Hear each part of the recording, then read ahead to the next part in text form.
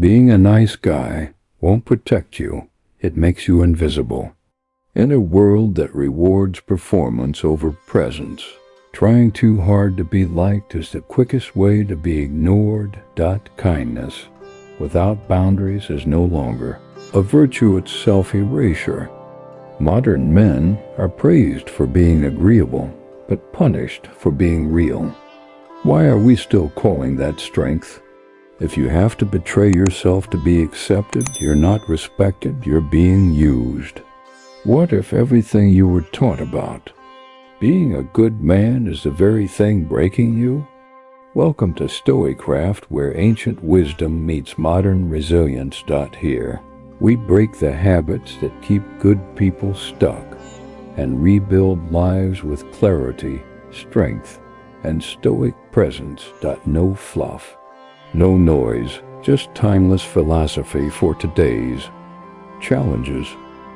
If you always agree with the crowd, even when times are good, you're already laying the foundation for your downfall. Seneca knew this, and deep down so do you. You were taught to be nice, to be polite, to keep your voice low and your opinions quieter. You were taught to keep the peace, even if it meant sacrificing your own. And so you did over and over again. You made yourself smaller in rooms full of noise. You gave more than you should have, and now you wonder why no one sees your worth. Here's a bitter truth. Too many people mistake kindness for goodness and goodness for silence. You keep saying yes when your gut screams no. You keep quiet when your values are being trampled. And why? Because you fear being rejected. But what if the very thing you thought made you a good man is exactly what's holding you back? This video isn't a call to become cold or distant. It's a call to become clear. Clear on what real strength looks like. Clear on why being too nice isn't noble, it's dangerous. You'll understand why people-pleasing isn't a virtue, it's a survival strategy you no longer need. And why true stoic presence doesn't rely on domination. It's built on principle, on grounded power, on self-respect that doesn't chase approval. You're not alone if you feel drained, overlooked, or emotionally worn down, not because you lack value, but because you've been giving it away to people who never earned it. If that feels painfully familiar, then consider this your turning point. It's time to unlearn the habit of disappearing just to be accepted. It's time to draw the line not out of bitterness, but out of dignity. On the Stoic path, you replace the addiction to approval with self-respect. You stop performing. You start existing. Let's break it down. 1. Strength is not submission. You don't need to become cold or ruthless to earn respect. But you do need to stop being constantly agreeable if you want to be taken seriously. Most of us were never taught that distinction. From a young age, boys are praised for being polite, quiet, and helpful. We're told not to interrupt, not to question, not to push back. And without realizing it, we internalize the belief that being a good man means being soft. That to be accepted, we must be invisible. But what happens when that boy becomes a man? That script doesn't earn him respect. It earns him erasure. Being agreeable gets confused with being harmless. And harmless men, no matter how kind, are often forgotten the moment they stop serving a purpose. You were conditioned to believe that being liked is the goal. Stoicism teaches the opposite. Marcus Aurelius, an emperor of Rome and a philosopher of steel, never confused truth with approval. He wrote, "Waste no more time arguing what a good man should be. Be one." But His example soothes us. Being one isn't about being agreeable. It's about being steady, unshaken, rooted in principle, even when it costs comfort or popularity. This is a modern distortion. Men are told to be kind, but are never shown how to be strong while doing it. So kindness becomes passivity. Agreement becomes silence. And silence is rewarded not with connection, but with dismissal. Consider Aaron, a manager everyone liked. He stayed late, helped everyone, and never said no. But when layoffs came, his name was on the list. Why? Because he was pleasant but replaceable. He wasn't confrontational. He never caused problems. But he also never stood for himself. And in the end, they didn't choose who was nice, they chose who had weight.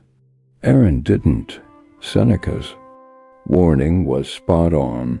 If you always go along with the crowd, even when things seem fine, you're already preparing your downfall. And that's exactly what's happening to many good men today. They keep their heads down. They nod when they should speak.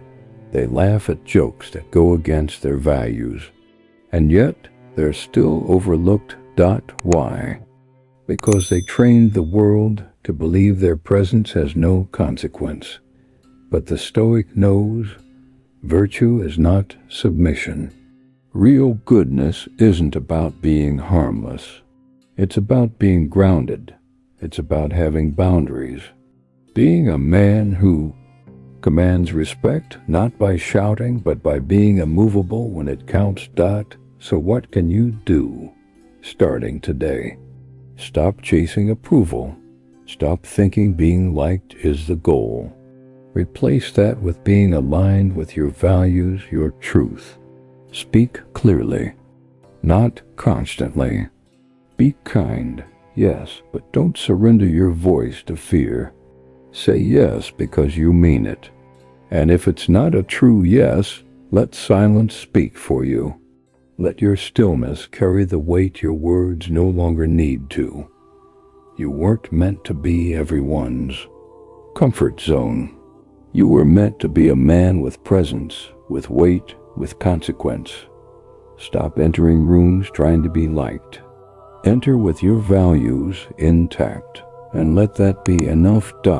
Because if your version of goodness requires you to be stepped on, it's not goodness at all. It's quiet self-erasure, and there's no dignity in that. 2. Kindness without boundaries is self-betrayal. We're taught that kindness is a virtue, and that's true. But no one warns us what happens when that kindness has no walls, when every yes slowly chips away at your truth. When your patience turns into performance. When you call it empathy or emotional maturity, but deep down it's not strength. It's fear. Fear of being disliked, fear of being misunderstood, fear of being labeled difficult. And in that fear, you've betrayed yourself one polite smile at a time. You weren't born to be a people pleaser. You were trained to be that way through years of be nice corrections. Don't upset them warnings. Good boys don't raise their voices. Conditioning. Every time you lowered your voice to avoid conflict. Every time you bit your tongue to keep the peace. You gave away a piece of your will, what the Stoics call your prohairesis. Your inner authority. What began as a coping mechanism has now become your identity. You make space for everyone, except yourself, that pattern your tendency to comply, to accommodate, to say yes before your mind can even weigh in, has become more than just a habit. It's now the framework through which you show up in the world. You make space for everyone else. You adapt, you absorb. But somehow, there's never room for you. Picture the scene. You're in a meeting. Your boss asks if you can take on more work again. You're already running on fumes, but before your inner truth can speak, your mouth says, "Sure." You nod. You agree. And then, in the quiet space inside, a slow burn starts not toward him, but toward yourself. Driving home, you ask, "Why? Can't I just say no? Why do I always cave?" You tell yourself you're being kind, but that wasn't kindness. That was fear masquerading as virtue. Epictetus once said that if you say yes when your soul says no, you're not making a choice, you're collapsing. Stoic philosophy doesn't honor obedience born of fear. It honors reason. And reason demands boundaries. Marcus Aurelius didn't mold himself to meet others' expectations. He shaped himself through reason, nature, and clarity. He wrote, "If it's not right, don't do it. If it's not true, don't say it." That wisdom isn't just about morality. It applies to your entire life. When you agree out of fear, you quietly give people permission to ignore your limits. And over time, they will. They'll expect your silence. They'll assume your yes. You won't be seen as a man, you'll be seen as a utility. And when you're no longer convenient, they won't thank you. They'll replace you. There is nothing stoic about being liked by everyone. And there is nothing noble about endlessly suppressing your truth for the comfort of others. Seneca warned, "Use that false humility is the most damaging kind of self-harm because it parades around as virtue while eroding your integrity from within."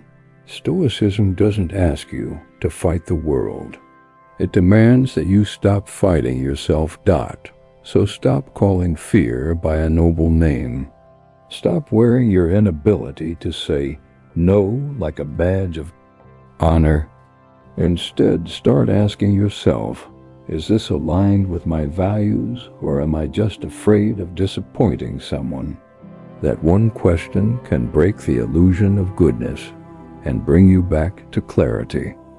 You're not here to be palatable. You're here to be principled. And real kindness, the kind that Stoics respected, starts the moment you honor your own voice without apology.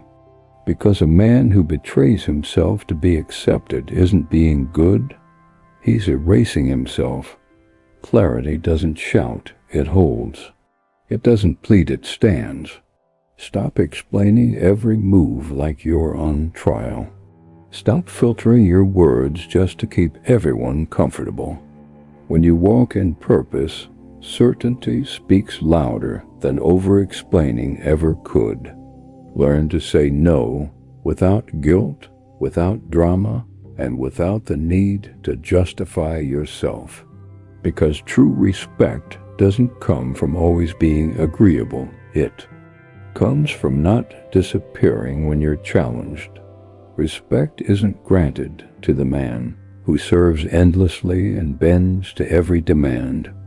It belongs to the man who remains rooted even when others expect him to fold. So stop asking to be liked. Begin showing that you exist not through overcompensating effort, but through unwavering principle.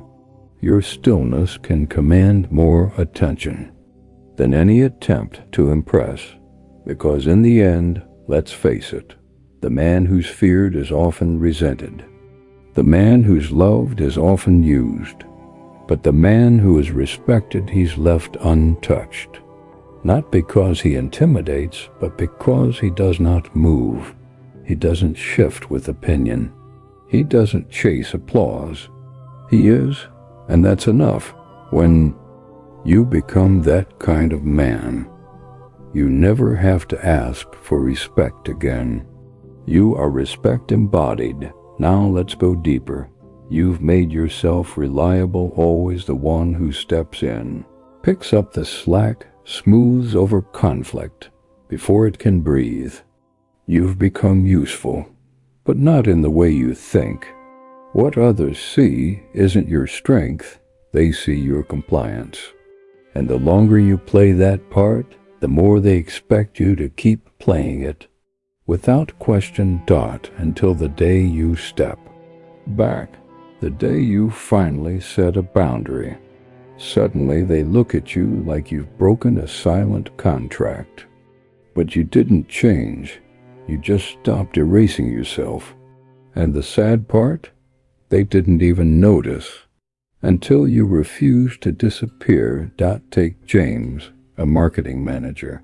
He never missed a deadline, took on everyone's extra work, ran meetings for his absent supervisor. His phone was always on, his inbox always open. He made himself indispensable, or so he thought, until the company restructured, and he wasn't even consulted. He got a generic severance email, not because he failed, but because they never saw him as a leader, they saw him as support. Replaceable, silent, safe. This is what Stoicism warns us against, the illusion that being endlessly useful is the same as being valuable. Marcus Aurelius wrote, "You have power over your mind, not outside events. Realize this, and you will find strength." If your kindness makes you invisible, it's not strength. If your usefulness makes you disposable, it's not virtue. You're not a resource.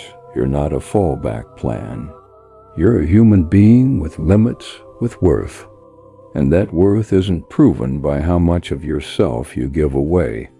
It's proven by how clearly you define where you begin and where you end. Being good without clarity is a trap. You keep giving until there's nothing left, mistaking your depletion for purpose. But the harsh truth is this: the more you give without boundaries, the more you teach others to treat your silence as normal. And comfort without consequence becomes entitlement. Epictetus taught that a man should never surrender his choices to others, not even in kindness. He didn't mean you must be selfish. He meant that when your actions are no longer guided by reason, but by the hope of being liked, you've lost your center. You've abandoned your stoic power. That's not virtue. That's desperation in disguise. Real stoicism begins when you draw the line before burnout. When you say no, not with rage, but with alignment. When you let others feel the weight of their own responsibility instead of carrying it for them. That's not cold. That's clarity. When you live like that, people might not always love your boundaries, but they'll respect the man who has them. So the next time your instincts tell you to say yes without thinking, pause. Ask yourself, is this generosity or is this fear of being unloved? Because every time you choose silence over self-respect, you fade. And Stoicism isn't about fading. It's about the courage to exist fully, especially when it's hard. Especially when it's not what others expect.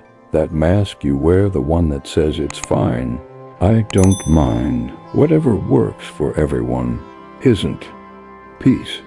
It's self-erasure. A man who can't say no isn't at peace. He's hiding. Once you spoke your truth without hesitation. You trusted your instincts. You drew lines without guilt. But life, through awkward moments, subtle corrections, judgmental glances, taught you to bargain with your integrity. And now, you can't even recognize your voice when you hear it in your own mouth. You ask yourself, why don't I feel seen, even when I'm surrounded? Why am I so drained, even when I'm doing everything right? Epictetus warned of this very erosion. When the approval of others outweighs your own judgment, You don't lose yourself in a single dramatic act, you dissolve one quiet compromise at a time. Each yes uttered out of guilt, each instinct muted to avoid tension.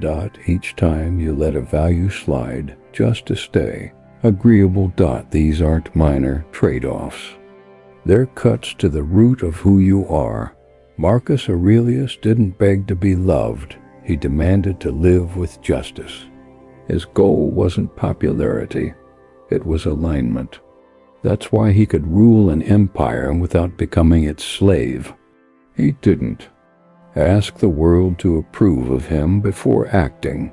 He acted and let the world deal with it or not. That's what power without performance looks like. That's presence without apology. So here's the truth. If your peace depends on being liked, it's not peace. It's a trap. And the more you chase it, the more you disappear into it. That's why nice guys often end up bitter, exhausted, quietly resentful. They've built a persona around not upsetting the room. And eventually the price of that is a kind of spiritual exhaustion no sleep can fix. But Stoicism doesn't demand you fight everyone.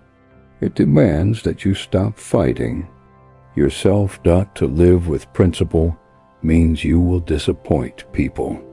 You will draw lines. You will walk away not to wound, but to remain whole, because you were never meant to be consumed. You were meant to be centered. If someone only values you when you say yes, then they never valued you. They valued your obedience. So stop adjusting. Stop apologizing. Stop begging to belong. Speak when it matters. Say no when it protects you. And let that be enough. Because the man who respects himself more than he fears being misunderstood becomes something rare in this world, undeniable. Now, let go of this need to be understood. Really let it go. Because the moment you start living from your truth, you won't be understood, and that's not failure. That's freedom. Trying to explain yourself to those who benefited from your silence is not connection. It's surrender.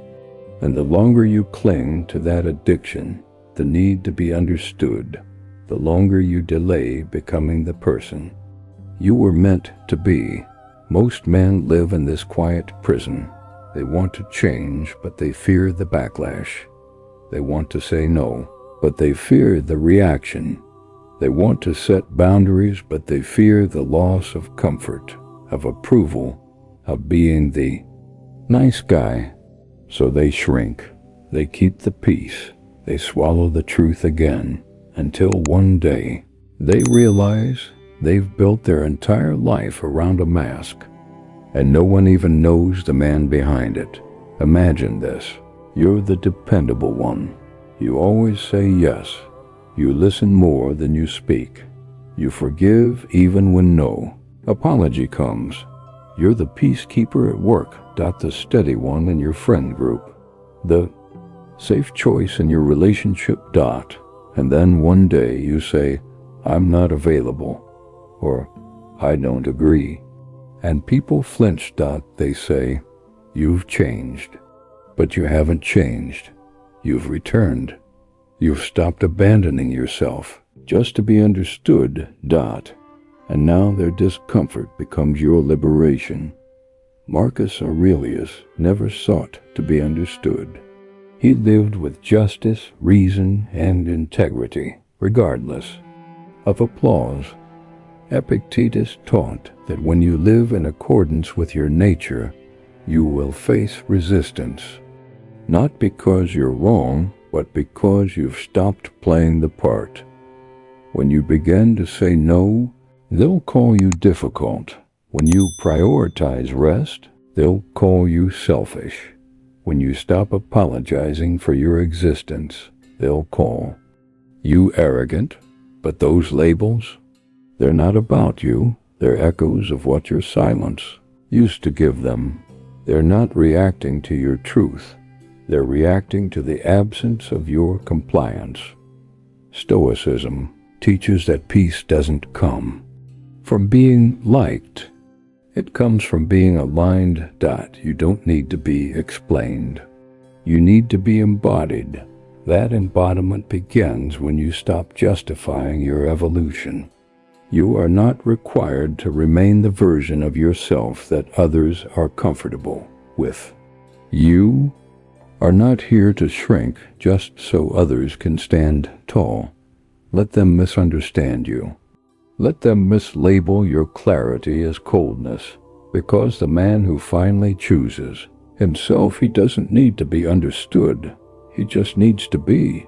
A man grounded in principle becomes untouchable, not because he's hardened, but because he's real, not polished, not performing, but present. In a world obsessed with image, being real is rebellion. It's no longer about being liked, it's about being true, not to expectations, not to comfort, but to who you are beneath all the masks, beneath all the roles you've been taught to play. So ask yourself, with brutal honesty, what would actually change if you stopped trying to be a good man and started choosing to be a grounded one? Not agreeable, not acceptable, not comfortable, but grounded, rooted in values that don't bend for approval or dissolve under pressure. What relationships would shift? What boundaries would appear? What would you stop tolerating simply because you realized you no longer needed to be tolerated?